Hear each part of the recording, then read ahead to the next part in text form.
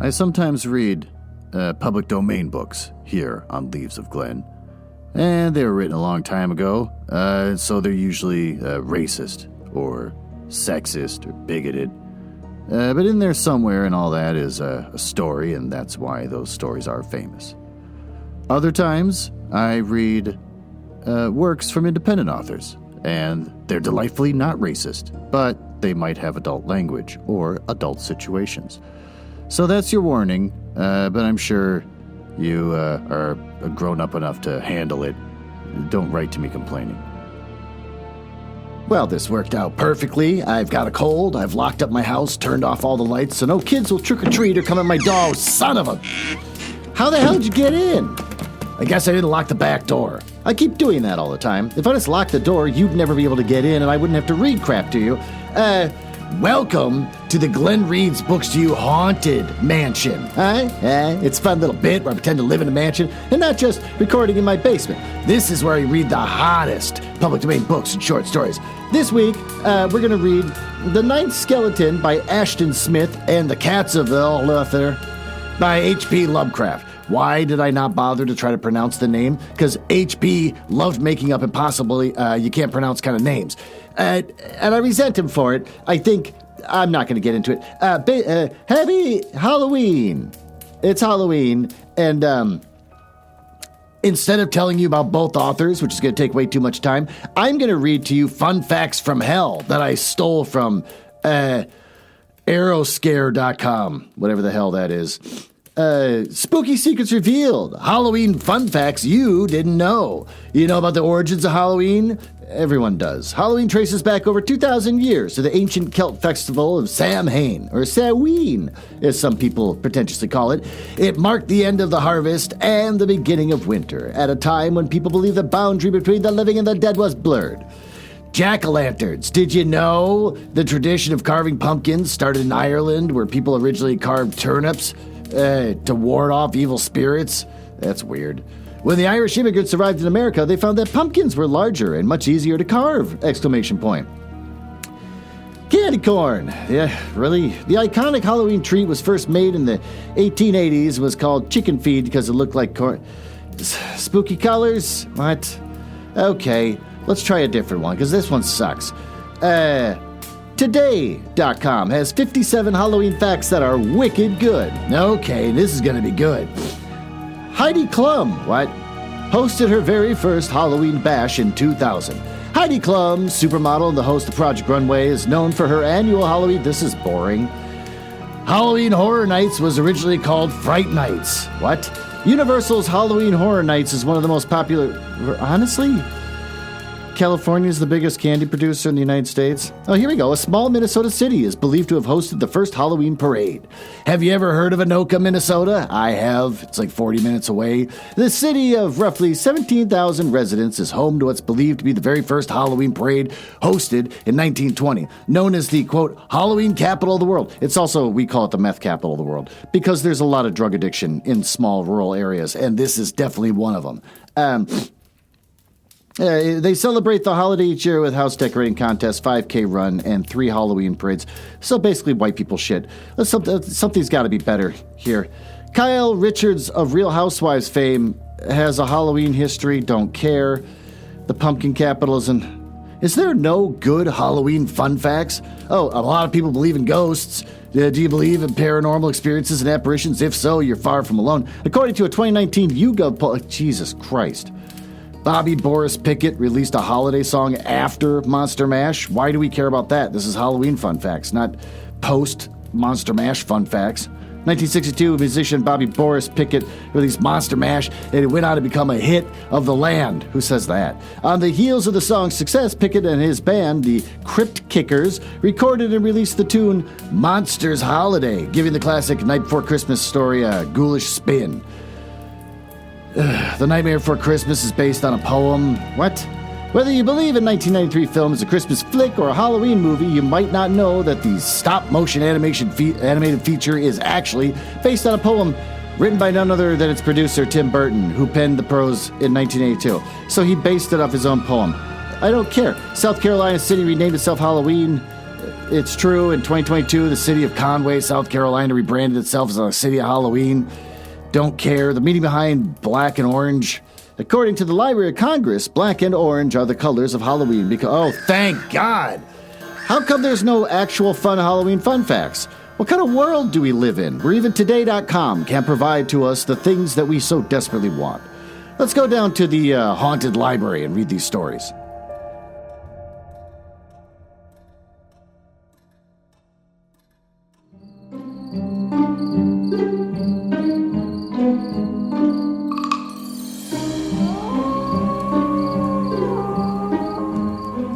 Yeah, I kind of ignored the fact that you're wearing a costume when you came in, obviously, because you're trick-or-treating tonight like all the rest of those turds. I don't know what the hell you're supposed to be. Are you still supposed to be the rock star that last time from New Jersey? No. You look like a basketball covered in nipples. I don't understand what you're supposed to. You can't even sit in the chair here while I read to you. You got to stand there like an idiot because your suit is so big and round. What are you supposed to be? Like a beehive? Is it like you're a big pink beehive covered in little red bees? I don't understand. No? The COVID virus? You say you're dressed as the COVID virus? What do you think, we're past it? It's only been 5 years or 4 years. You think the COVID virus is a good idea? Honestly? Just stand there like an idiot while I read these stories to you. The first story being the ninth skeleton. Don't touch that. That's not for you. Nope, you're not old enough to be smoking cigarettes. Why don't you bet, I'm going to let you at the end of the night anyways. It's because I want to be the cool neighbor that lets little kids smoke in his house. The Ninth Skeleton by Clark Ashton Smith. Published in 1928 in Weird Tales, Volume 12, Number 3. It was beneath the immaculate blue of a morning in April that I set out to keep my appointment with Guinevere. We had agreed to meet on Boulder Ridge, at a spot well known to both of us. Oh, it's a small circular field surrounded by pines and full of large stones. Yeah, kids make out, I bet. Midway between their parents' home in Newcastle and my cabin on the northeastern extremity of the ridge near Auburn. Guinevere is my fiancée. Making out in the clearing is fine. Guinevere is my fiancée. It must be explained that at the time of which I write, there was a certain amount of opposition on the part of her parents to the engagement. An opposition happily withdrawn. In fact, they had gone so far as to forbid me to call, and Guinevere and I could see each other only by stealth and infrequently. They named their kid Guinevere. Probably like a homeschooled weird scenario. I mean, for Christ's sake, why are you even attracted to someone with a whole name called Guinevere in 1928? Was that a normal name back then? The ridge is a long and rambling moraine, heavily strewn in places with boulders, and as its name implies, with many outcroppings of black volcanic stone. Fruit ranches cling to some of its slopes, but scarcely any at the top is under cultivation. And much of the soil, indeed, is too thin and stony to be arable. Fuck it. I'm not looking it up. I can't. I'm reading this off a browser. I can't even look it on top of the Kindle. With its twisted pines, often as fantastic in form as the cypresses of the California coast, and its gnarled and stunted oaks, the landscape has a wild and quaint beauty, with more than a hint of its Japanese-esque in places. It is perhaps 2 miles from my cabin and to the place where I was to meet Guinevere. Since I was born in the very shadow of Boulder Ridge, and I have lived upon or near it for most of my 30-odd years. Burp. I am familiar with every rod of its lovely and rugged extent, and, previous to that April morning, could scarcely have refrained from laughing if anyone told me I could possibly lose my way, ... Since then, well, I assure you, I should not feel inclined to laugh, ... Truly, it was a morning made for the trysts of lovers.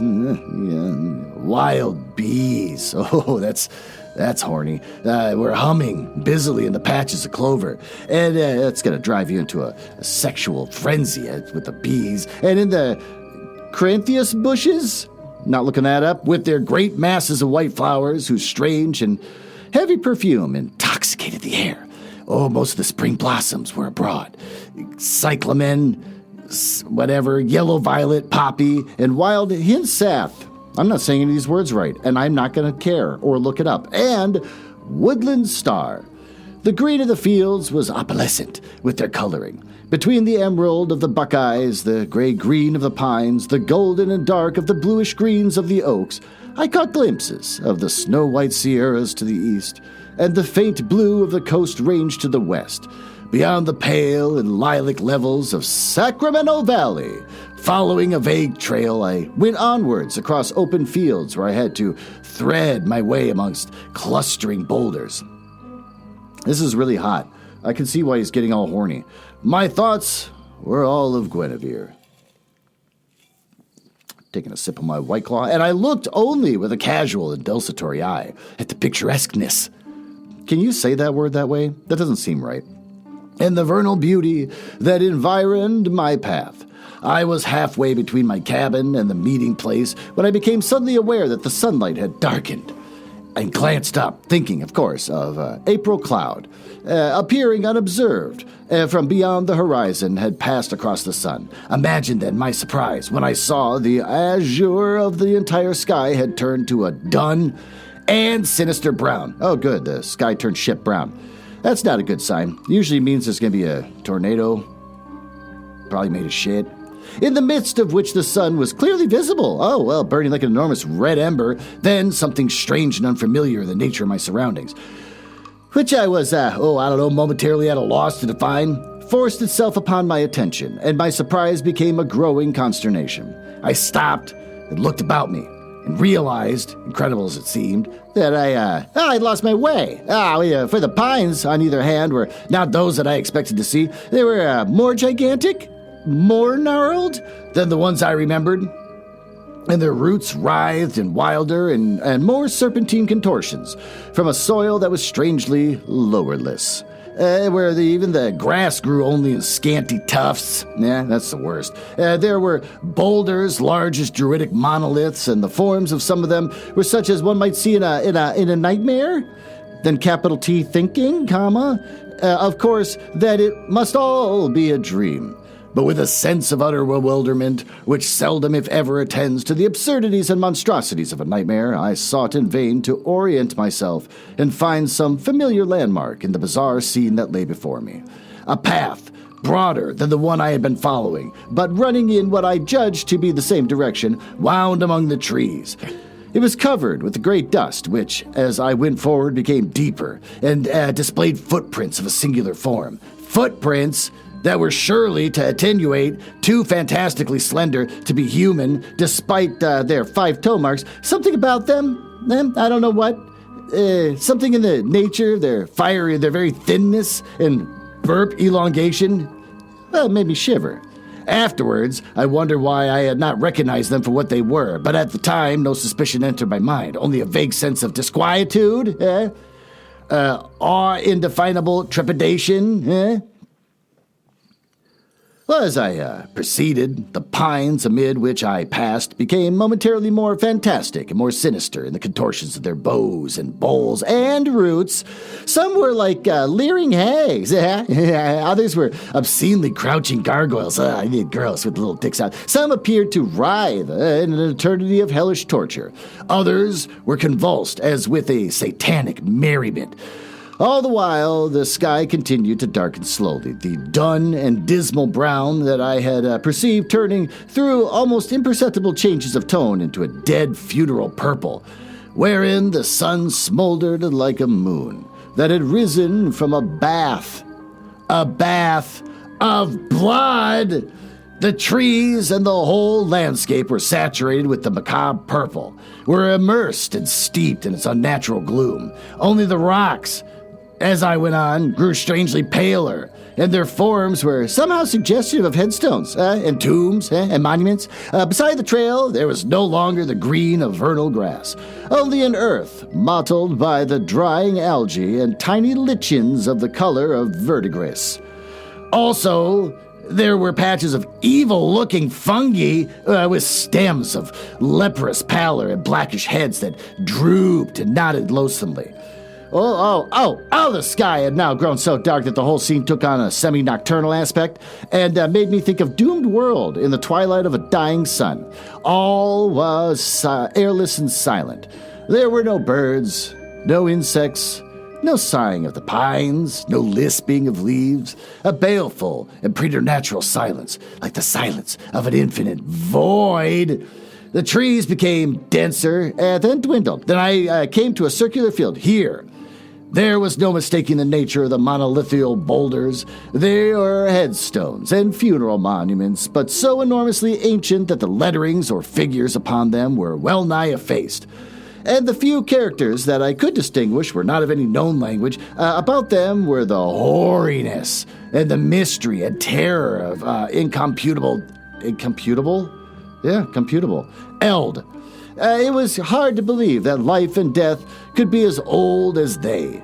The trees around them were inconceivably gnarled and bowed as with an almost equal burden of years. The sense of awful antiquity and the stones and pines all served to convey increased the opposition of my bewilderment, confirmed my disquietude, Nor was I reassured when I noticed on the soft earth about the headstones a number of those attenuate footprints, of which I've already spoken earlier. Remember that? They were disposed in a fashion that was truly singular, seeming to depart from and return to the vicinity of each stone. Now, interesting to note, for the first time, I heard a sound other than the sound of my own footfalls in the silence of this macabre scene. Behind me, among the trees, there was a faint evil rattling. I turned to listen. There was something in those sounds that served to complete the demoralization of my unstrung nerves. And the monstrous fears, the abominable fancies, trooped in like hordes of witches, Sabbath, through my brain. The reality that I was now to confront was no less monstrous! There was a whitish glimmering in the shadow of trees, and a human skeleton bearing in its arms the skeleton of an infant, emerged and came toward me! Intent as if on some ulterior cryptic purpose, some charnel errand not to be surmised by the living. I went by a tranquil pace, an effortless and gliding tread, in which, despite my terror and stupefaction, I perceived a certain horrible and feminine grace.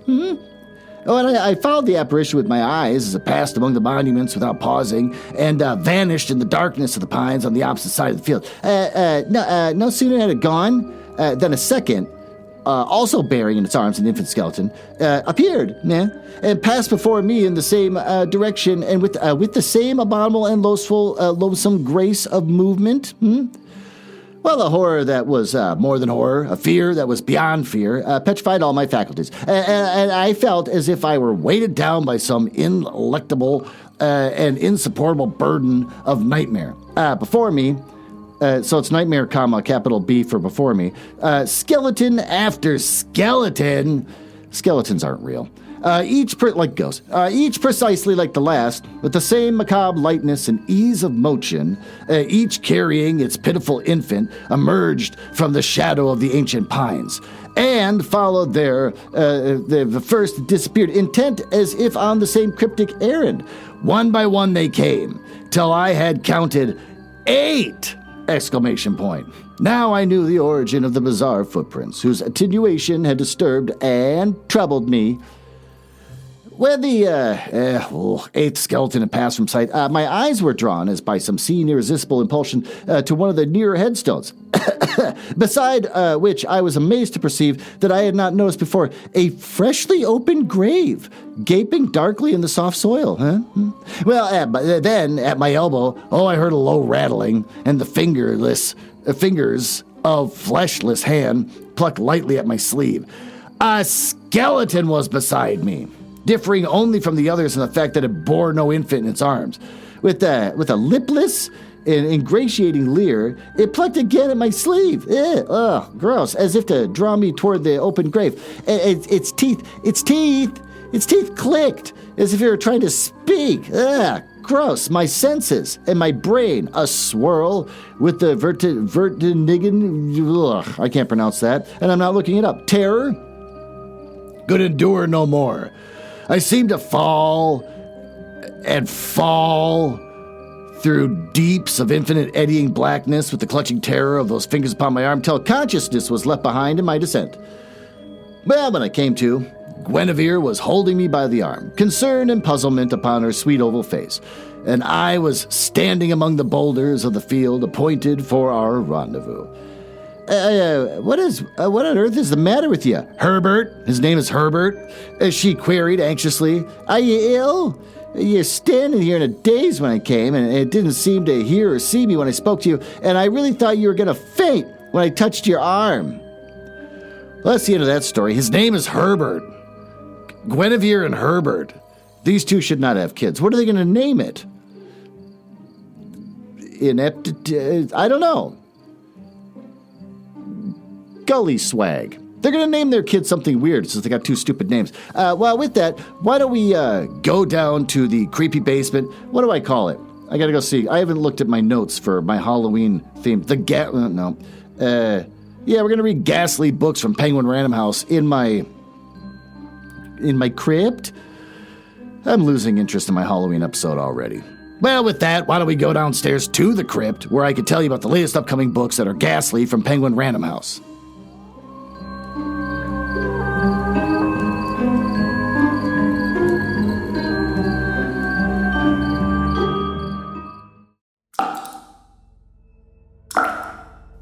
Oh, there you are. You made it down here in your big dumb suit. You're bouncing around between like the walls like an idiot with your big round. Get a different costume. Why don't you dress up like the guy from New Jersey again? That's probably better. You're not gonna get candy dressed as a deadly virus. Welcome to the cool basement I tried to make for teens, the place that you can go to instead of bothering me. But I can't play Pearl Jam for you anymore, like I did in the last episode, because apparently it got me banned in Russia. Weirdly, you can still hear it everywhere else on YouTube, just not in Russia, which I thought was really weird. So the poor Russians aren't going to be able to hear my episode. But Eddie Vedder, like I said before, he turns out to be a really cool guy. So I'll bet you anything, if he ever did hear my podcast, he not only would say, thumbs up to you, Glenn, play my songs in your basement. Let the teens enjoy the dulcet tones of him saying nonsensical words with all of his songs. You go ahead, he might even make me a basement version of Jeremy Spoken. So let's move on. For some reason, Penguin Random House refuses to have any spooky books for Halloween. They're just releasing things like Smart Mouth, Wine Essentials for You, Me, and Everyone We Know by Jordan Solicito. You want to hear about the book? Sure, why not? It's a smart, witty, and delightfully informative guide to discovering and embracing wine from the lauded former sommelier of 11 Madison Park and Momofuku and the founder of Ramona's Spritzes. Whatever. Jordan Solicito is drawn to wine from a young age. Her father, it's a her with the name Jordan. Her father shared memories of making wine with his father, it's a him now, in their basement in the Italian-American community. But she didn't encounter the great wine until she moved to New York City and started working harvests at world-renowned wineries in Burgundy. Over the years of sommelier exams, wine tastings, and creating award-winning programs at top restaurants, she honed her palate and her own criteria for choosing the perfect bottle for any occasion. Using her personal journey as a template, she demystifies this beloved beverage for everyone, sharing vital information so you can be confident in finding wines that you love too. Jordan, be it man or woman, we don't know, starts with a framework for tasting wine, where it all begins, in parentheses, then leads you through the winemaking process, from the importance of soil quality to the best harvesting practices, explaining how each decision influences the final wine. She offers invaluable advice on navigating restaurant wine lists and cultivating your own tastes so that you can find your new favorites. Jordan, be it man or woman, also teaches you how to define a personalized criteria so that you can identify what you love and then drink it. Full of practical advice on understanding your beverage arsenal, historical tidbits that make the world of wine make more sense, and illustrations and infographics. Oh, that's nice. I like a book with infographics. Smart Mouth gives you permission to feel smart about wine and then go forth. with confidence, drinking what you love. You'll know that wine tools you actually need and what to get instead of champagne when you're hosting on a budget. The wine world, it's large, but figuring out what you love doesn't have to be overwhelming. The only expert in what tastes delicious is you. Smart Mouth will help you discover what that is. Well, that's Smart Mouth. You can get from Jordan Solisto. It's $35 for hardcover. It's coming out October 28th. Apparently the spookiest book that Penguin Random House is going to be providing. You get it from Amazon, Barnes & Noble, Books A Million, Bookshop.org, Hudson Booksellers, Powell's, Target, and Walmart. I guess you can get it as an ebook too. Or an audiobook? What the hell would you do that for? Okay, well with that, why don't we go back upstairs? I have no cool music to play for you, and we can continue with our next story.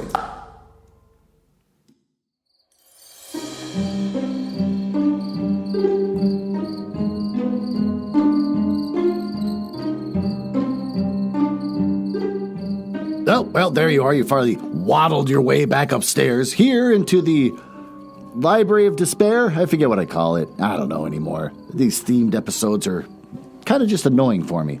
But there you are, wearing your stupid COVID outfit. Did your parents think that up? Your parents got some sort of like agenda when it comes to like COVID still 4 years later? No, you came up with it. Why? You think it's You think it's interesting? You think COVID was interesting? A lot of people died. All right, let's just read the next story. The Cats of Ulthar by H.P. Lovecraft.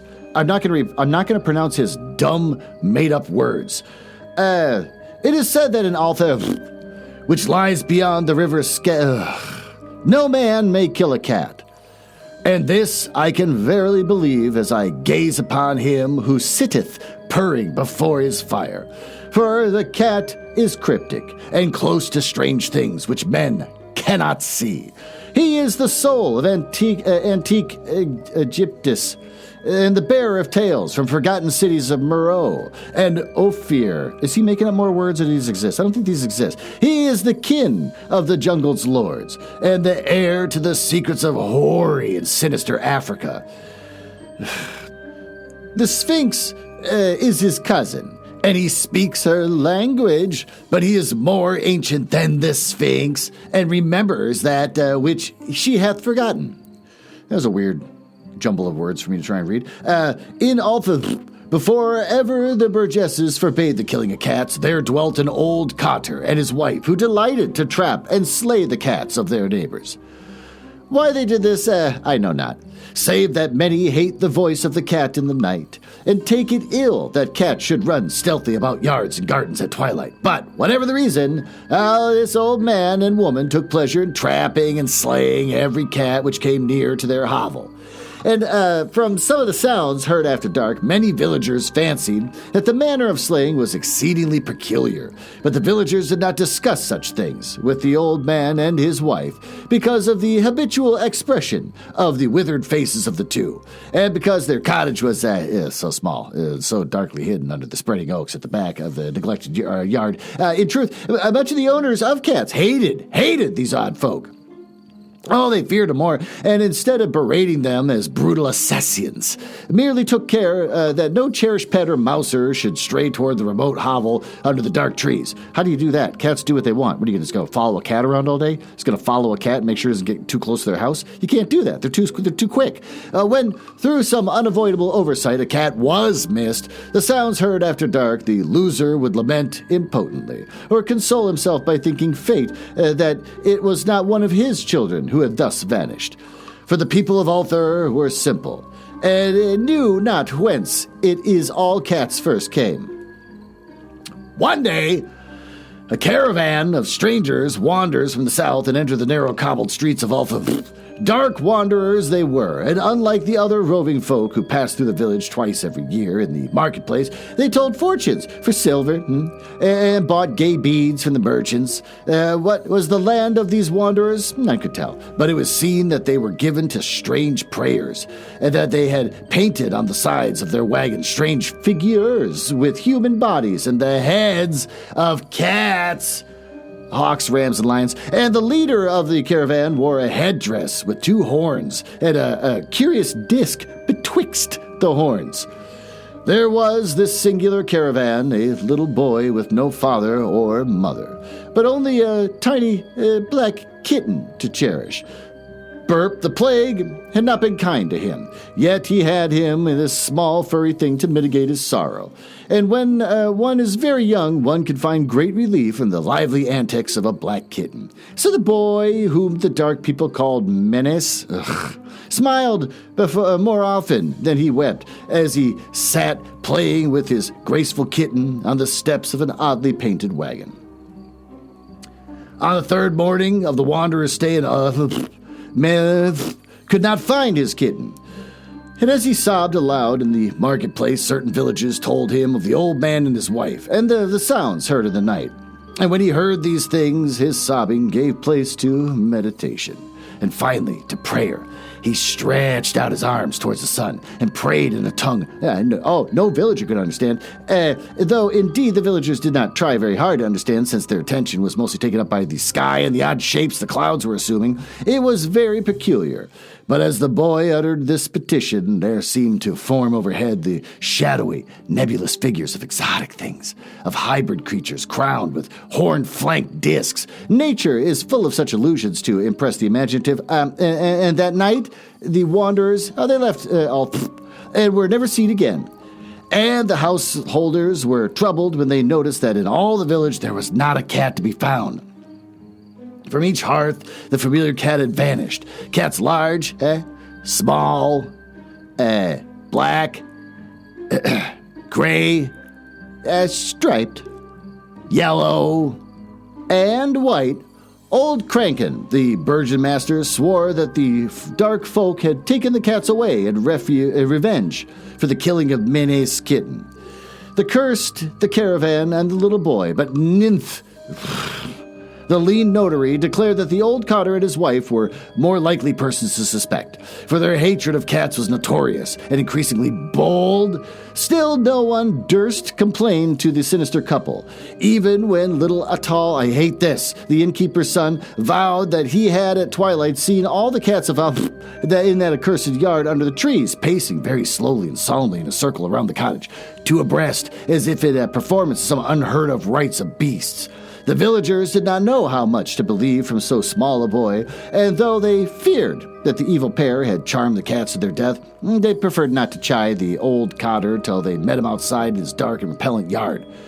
So all went into deep, vain anger, and when the people awaked at dawn, behold, every cat was back at its accustomed hearth. Large and small, black, gray, and striped, yellow, white, and none was missing. Very sleek and fat did the cats appear. Sleek and fat? I thought sleek meant like skinny and slippery. And fat? Okay, whatever. And sonorous with purring content. The citizens talked with one another of the affair, and marveled, not a little. Old Crangan, oh, god damn it, again insisted that it was the dark folk who had taken them, since cats had not returned alive from the cottage of the ancient man and his wife. But all agreed on one thing, that the refusal of all the cats to eat their portions of meat or drink their sauces of milk was exceedingly curious, and for the whole 2 days the sleek, lazy cats of would touch no food, but only doze by the fire of the sun. It was fully a week before the villagers noticed that no lights were appearing at dusk in the windows of the cottage under the trees.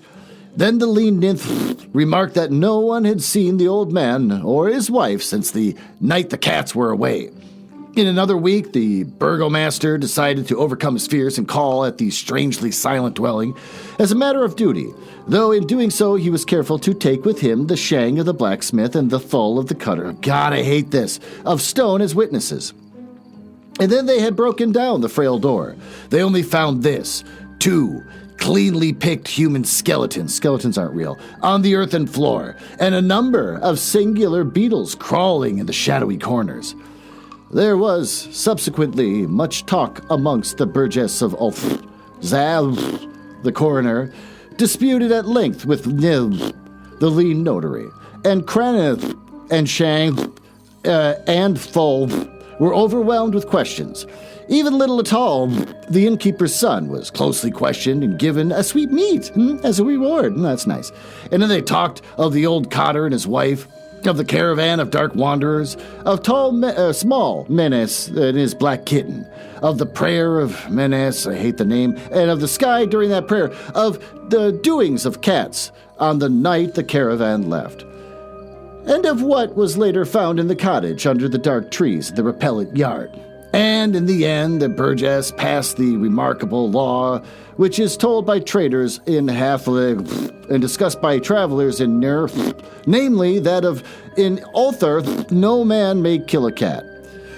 I swear, he just goes out of his way to squeeze in stupid names that he's made up. He's just cramming them in every paragraph. Why don't we go down to the, what do I call the smoking room? The haunted smoking room, and wrap this up.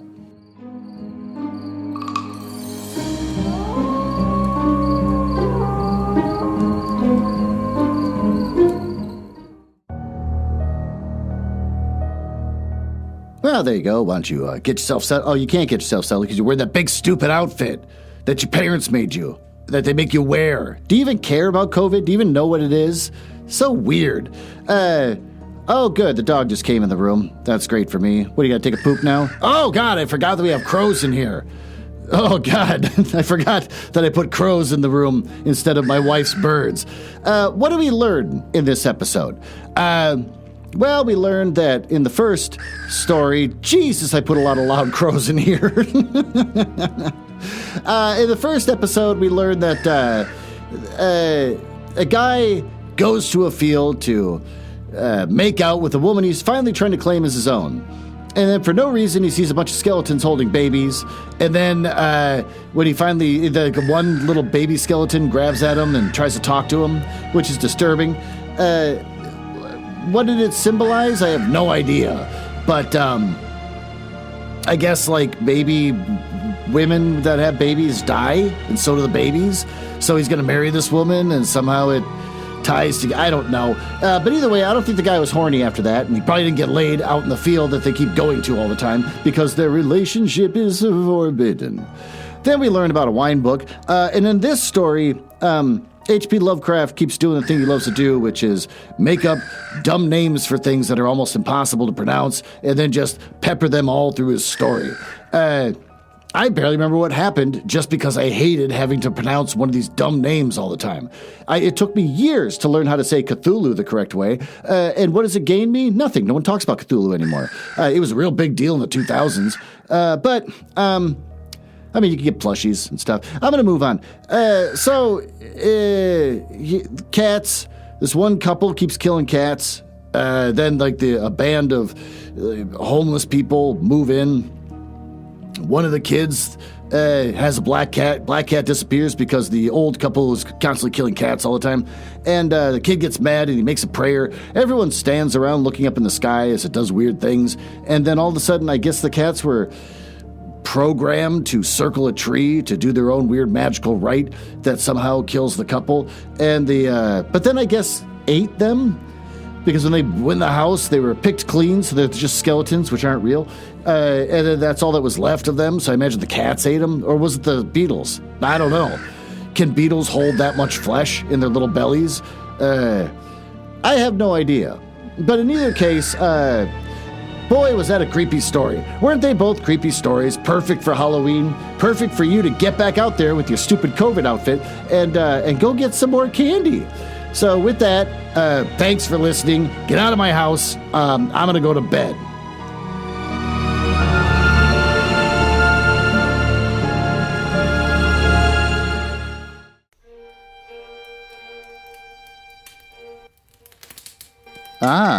Well, it appears you found me in the part of the podcast I hate the most, where I tell you all about the places on the internet where you can find me. You can tell I hate this because of the sound effects making it sound like a stormy night in the drawing room of the damned. Now, there's that. Are you cool? I like cool people. It's the reason why I got involved in this business to begin with, just to meet cool people. Not losers. So if you're cool, feel free to go over to my website, nuzzlehouse.com. But if you go there, you get to hear some of the other stuff that I and my wife work on, like the Radio Mystery Theater show, where we try to recreate the same show that used to be on in the 70s, but they don't make any episodes anymore. So we make our own, and we just steal all their commercials. And also, just stay in the curious mind, we made a Christmas album. If you go to our link tree, you can see that we made a Christmas album. It's the first thing we did after getting married, which I think everyone should do when they get married, is start talking about the Christmas album they're going to make. And we're working on a new show where we give relationship advice by reading paranormal smut. And since I think you might be cool, you can always just email me directly, glenn.nuzzles@gmail.com. But don't email if you're a nerdlinger or a dork. Now, back to business. I can't believe I drank all of them already. There's gotta be one left.